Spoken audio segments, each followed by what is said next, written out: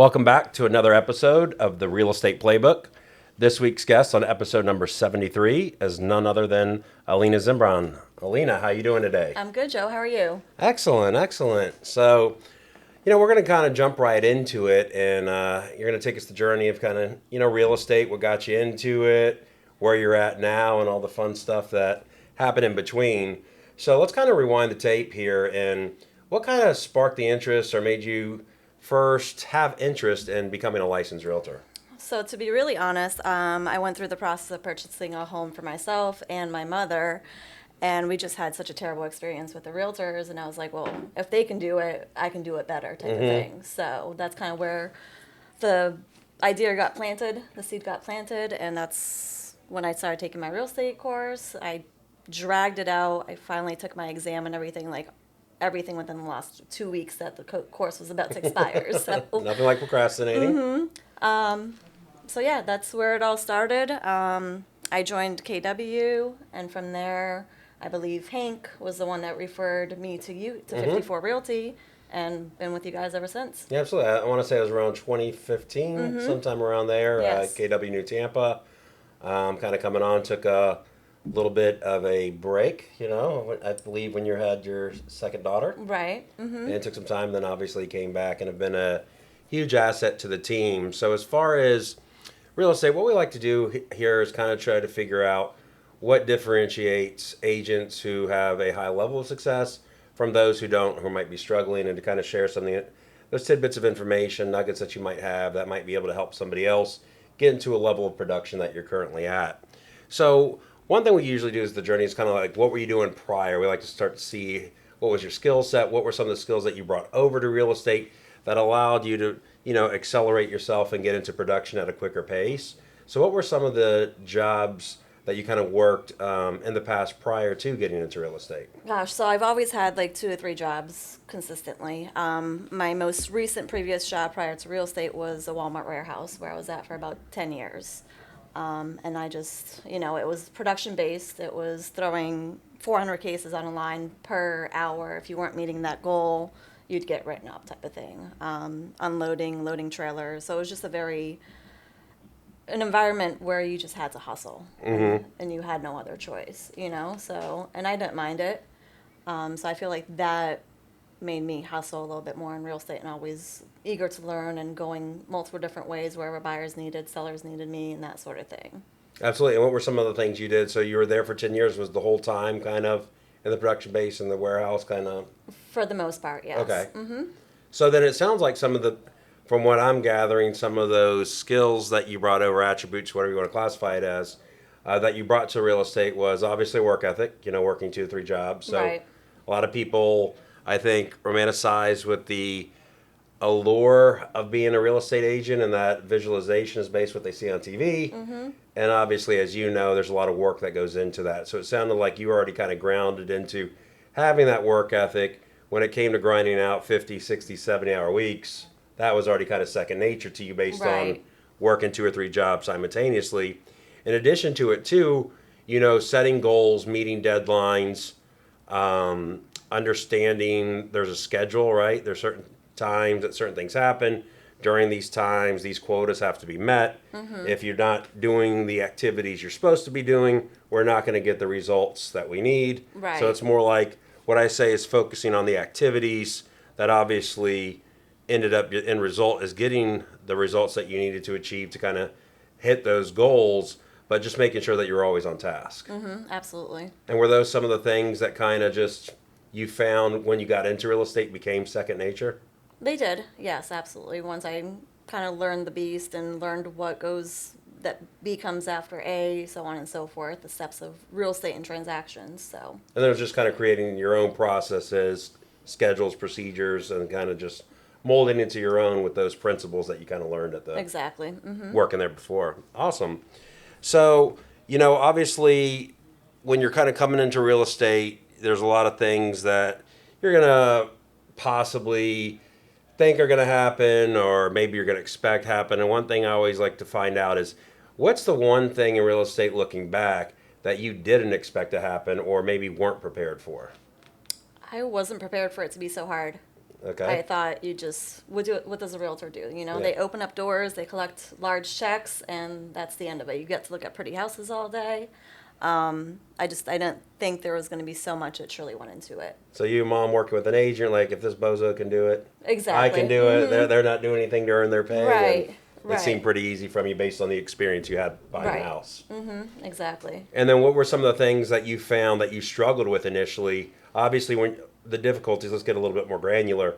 What were some of the things that you found that were difficult going through that process? Not just, obviously the whole scope of the work as a whole, but some of the things that you really struggled with trying to put into place or getting an understanding of. So I guess it just took me a really long time to realize that every transaction essentially has its own fingerprint. You Yeah. know, everything is going to be strange or there's going to be everything that's weird, but it's just that's the nature of the beast type of thing, you know? I really struggled with balance at first because coming into real estate and being a new mom, there was a lot of changes in my life that came at the same time that I just struggled with the balance. So let's talk about that because I know that's one of the things that a lot of agents struggle with, especially female agents, is trying to find that balance. We like to call it a work-life balance, but as you know, there's a lot of work that goes into that balancing the first 2 or 3 years in the business. What are some things that you started to do as you progress your career in real estate that allowed you to not only produce at a high level, but to also ensure that you were going to be there for your daughters? Just really to get on a schedule. So I started a schedule where first thing in the morning I'd, get up, go work out, and that really helped me a lot because it'd help relieve some of the tension, help some of the frustration, that sort of thing. Then I'd come home, get the girls ready for school, get them off to school, and then from the time that I dropped them off until about lunchtime, I was prospecting or catching up on emails or whatever office tasks I needed to do. And then I left the afternoon clear for any appointments I may have to run. Now, life doesn't go as expected always, Right. so I have a lot of support from my mom to be able to watch my daughters too. So I am able to run evening appointments and that sort of thing, but it's not something that I do every single day. So getting into that schedule really helped me be there for my family in the evening and be there on the weekends and that sort of thing. So it sounds almost like you're becoming militant to your schedule, making sure everything's in there so that way you don't drop the ball in any aspect of your life. What were some of the tools that you used? Was it just something like a handwritten calendar? Or are you using like a Google Calendar, CRM? I am allergic to paperwork. So everything's in my phone, my calendar is my Bible.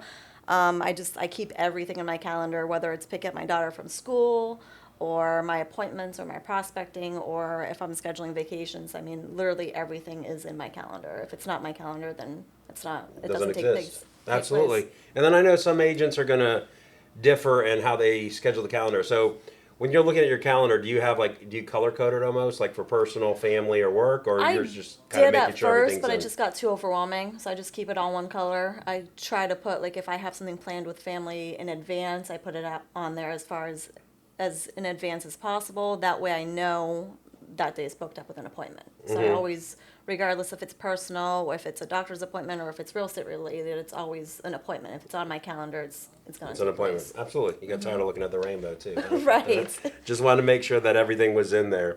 So as far as like obviously market shifting, changing, you're constantly having to pivot and move, dealing with market conditions. In today's market, what is the one thing that you're kind of doubling down on or really focus on is the one thing that you're looking to improve in 2023 or maybe go a little deeper in than you have in years past?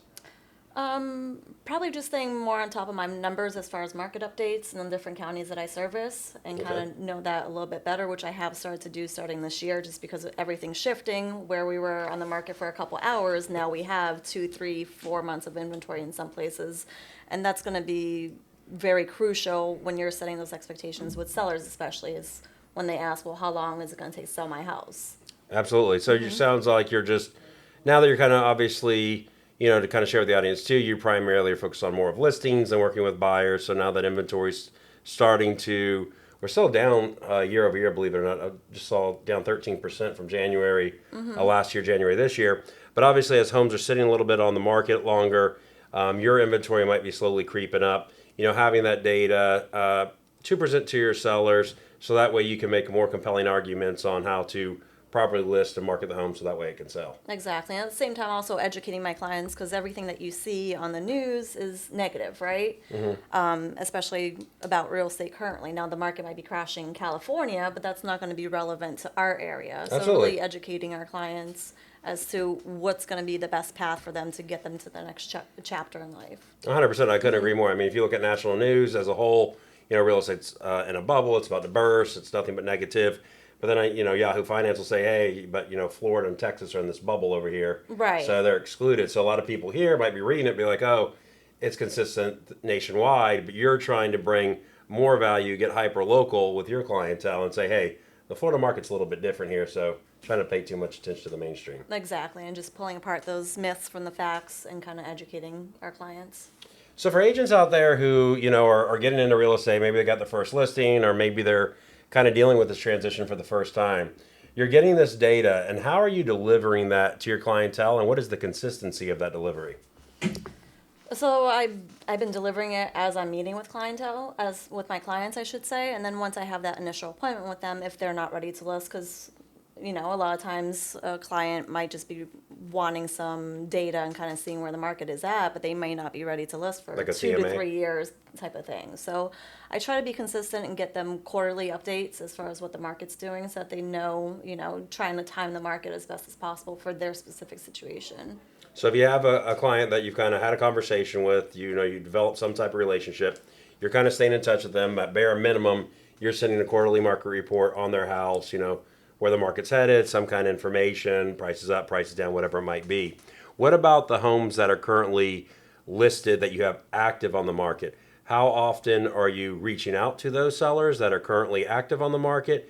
And what kind of information are you providing them? Absolutely. So the sellers that I'm currently working with and actively listed on the market, I'd say about every 2 weeks, bi-weekly, I send them a report how their home is stacking up in comparison to anything else that came up on the market, went under contract, or recently sold. The reality of it is I stay in touch with my clients probably more often, about once a week, at least via phone call or text, because I like to really hone in on their community and what's taking place. So whenever I do see a house that comes up on the market, I try to send it to them as quickly as possible so that we can stay ahead of the curve. Absolutely, and I couldn't agree more. I mean, my takeaway from this, what I'm hearing to kind of sum it up, is over communication is key. I always say it's better to over communicate than under communicate. Absolutely. Making sure that you're in constant line of communication, and then from your experience, does this create better relationships with your clientele, and also does providing all that data kind of take away the emotion of kind of like a tug of war you between the seller and be like, hey, I'm just presenting data to you. These are the numbers. The path is in the math. Don't shoot the messenger type of thing. Right, exactly. And they appreciate to have an agent that stays on top of the data, as opposed to them reaching out to their realtor, once a month and that sort of thing, trying to extract information from their agent. I try to take it one step ahead and, like you said, over communicate and get them the data that they're asking for before they even ask for it. Yeah, I couldn't agree more. Now, some things that I know, working with you for over the years past 7-8 years, kind of watching your growth as an agent, there's several key attributes you have. I think some that are greater than any agent I've ever seen, within our organization. And I haven't had, worked with really many agents outside of that. But some of the things, obviously, superior listing agent, really going above and beyond to stay on top of everything. Very good at finding data, searching stuff down, whether it's open permits or there's a cloud, I've seen you help title companies, insurance companies, whatever it is they need to do to close a deal. Always going above and beyond.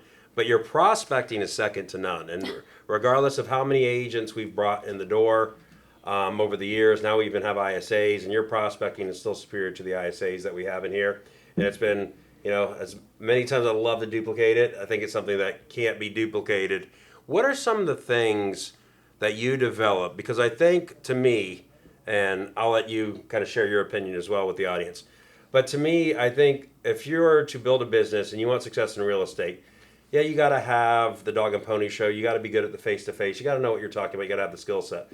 But the prospecting is a more vital component, because if you can't set the appointments and you can't book time to meet with people, you're never going to get the business. And even if you really don't know what you're talking about, as long as you set enough appointments, you're going to fumble along a deal here and there. What are some of the things when you started? You're coming, brand new to real estate. You're kind of working the old job at Walmart as your background, 10 years. You're disciplined, you know the schedule, you know the routine, but it's more of you're not really sitting at a computer. You're more kind of just grinding it out, just working and making sure you hit your quotas.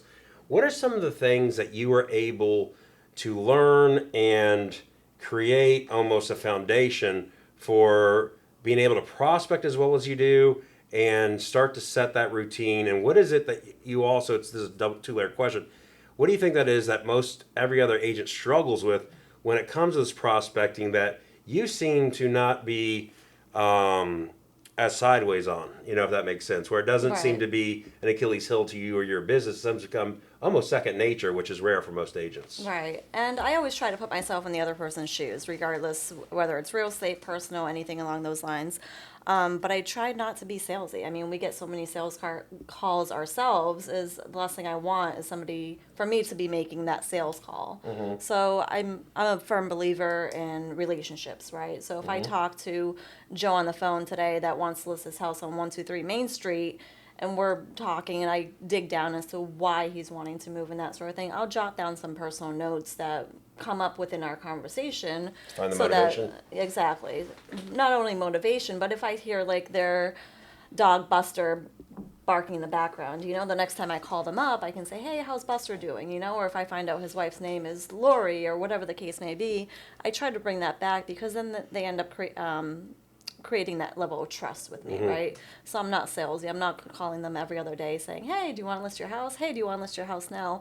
I try to make it a lot more personable than that. So it sounds like to me, one of the things is you're almost humanizing the experience rather than some people might be like, hey, this is sales, this is a number, this is a unit, this is like, if we're back to Walmart, this is that quota. Right. This is another number I need to hit my goal.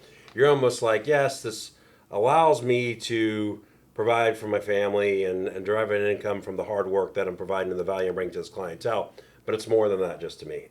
To me, it's obviously, I care about these people, I want to develop relationships with them, and I want to kind of get to know them. It's not just like, Right. hey, when do you want to see a house? When do you want to run a listing appointment?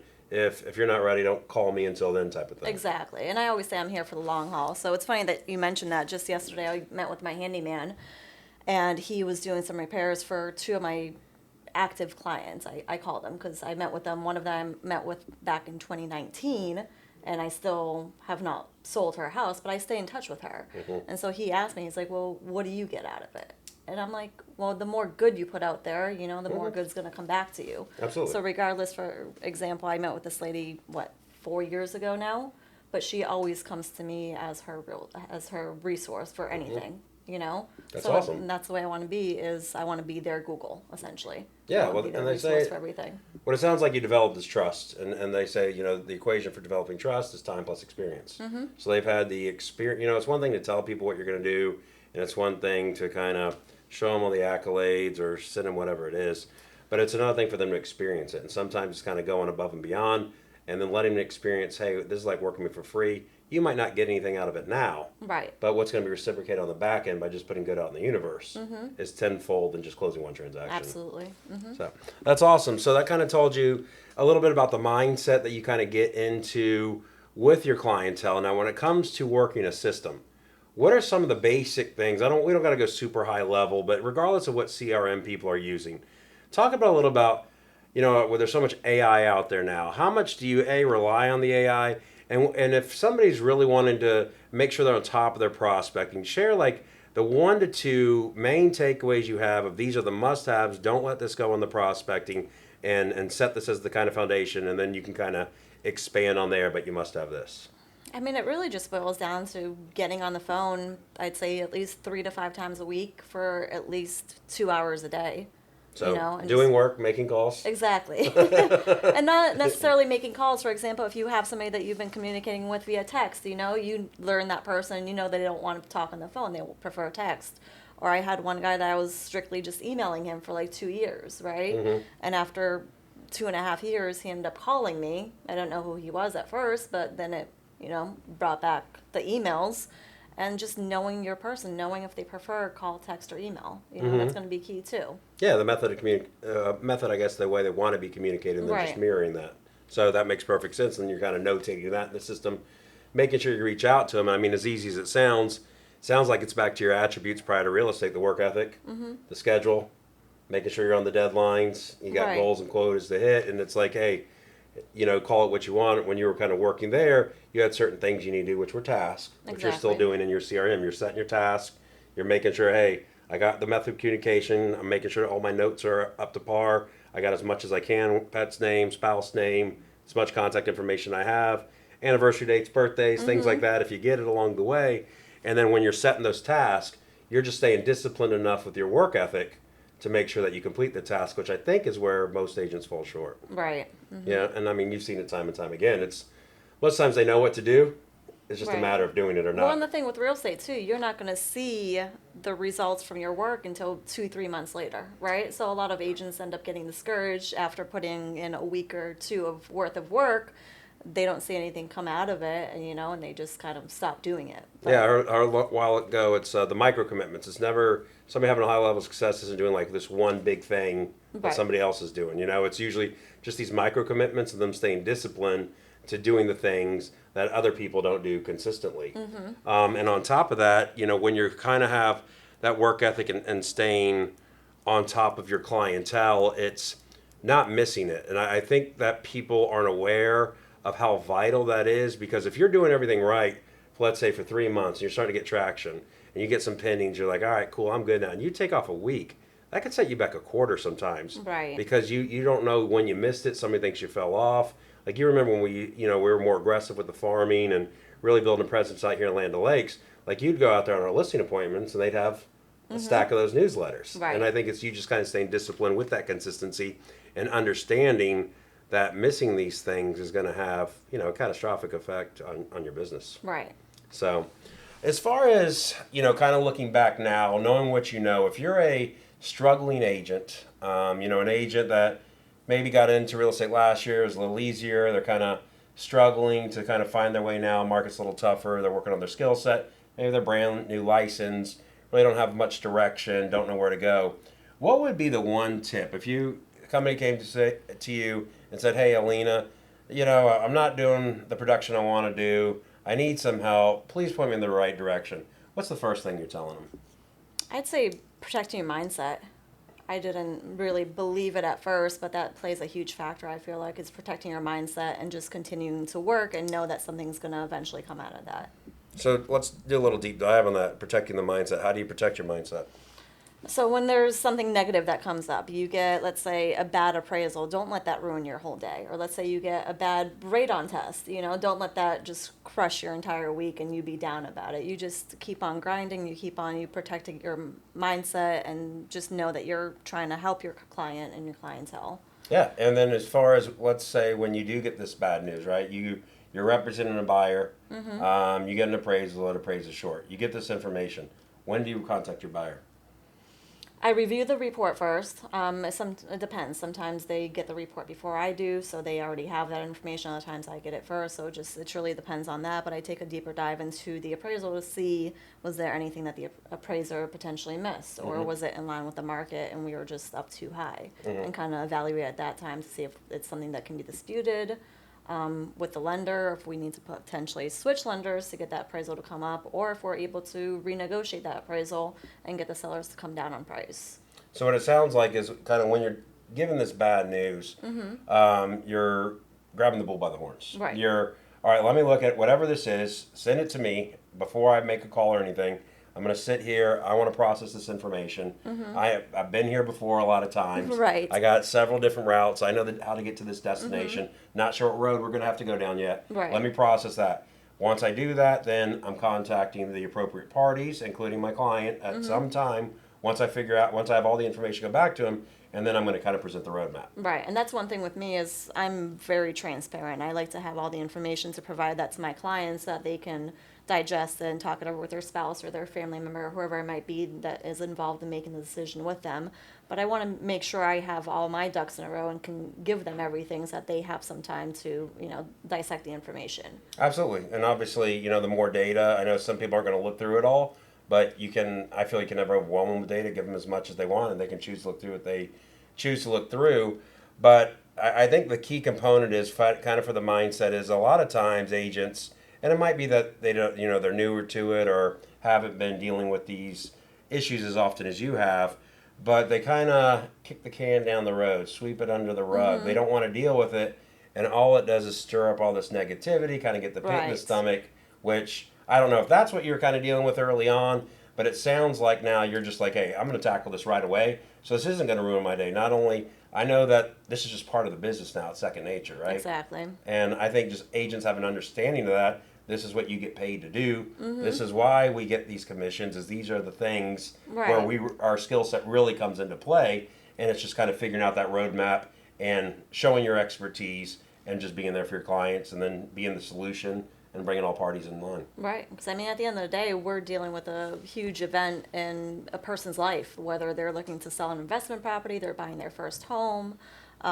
These are events are typically very stressful on people, so we're there for the support along with guiding them through the whole process. Yeah, absolutely. I couldn't have said it any better. Well, Alina, for any buyer or seller out there that's looking to purchase in the Tampa Bay market, we're going to share this on all our social platforms and website, but your contact information, what's the best number they can reach you on and the best email address? Absolutely. So you can call or text me anytime. My number is 813-833-4780. Feel free to send me an email. It's Alina, ALINA, at team54.com. You can also find me on Instagram and Facebook. All right, Alina. All right. Well, we thank you so much for your time. We know it's highly valuable. We appreciate you being a guest on this week's episode, and we appreciate all of you tuning in to another episode of the Real Estate Playbook. Awesome. Thanks for having me.